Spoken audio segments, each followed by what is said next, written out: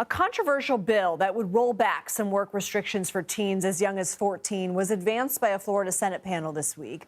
The bill would allow 16 and 17-year-olds to work more than 8 hours a day on school nights and more than 30 hours a week without mandated breaks. Restrictions would also be removed for 14 and 15-year-olds who have graduated high school, are homeschooled, or attend school virtually. Now, supporters say the bill could help address labor shortages driven by deportations and the crackdown on illegal immigration. Republican Governor Ron DeSantis has signaled his support for the measure.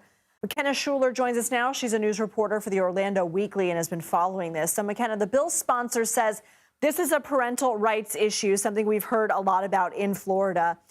The sponsor also says they're just lining Florida up with federal law. Is that true? And what need are they trying to fulfill here?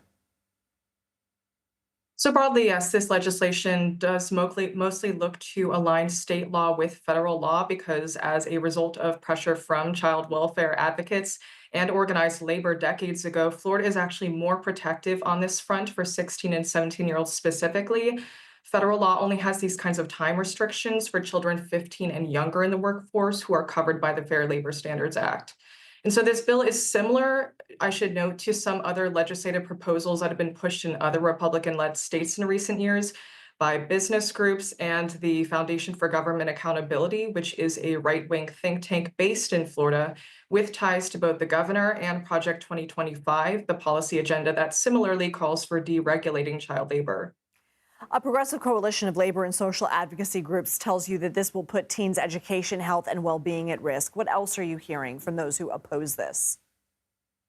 Right. So opponents, including some youth activists, have expressed concern about undermining teens' education, a recent rise in child labor violations in Florida, and putting teens in an unsafe position in the workplace. There's also legislation currently advancing here in Florida that would allow employers to pay certain entry-level workers a sub-minimum wage, which one of the bill sponsors of that admitted is meant to affect younger workers. So that's a concern in relation to this, is essentially making it easier and cheaper to hire young labor.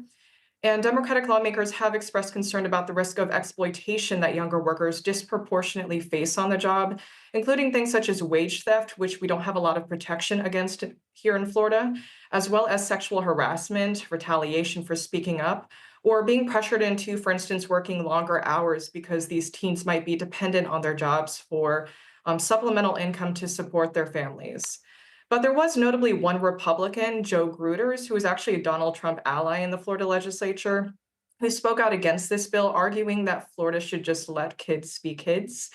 Gruters also notably voted down similar legislation related to child labor last year, and he was the only Republican to vote down this year's bill during its first committee stop this week.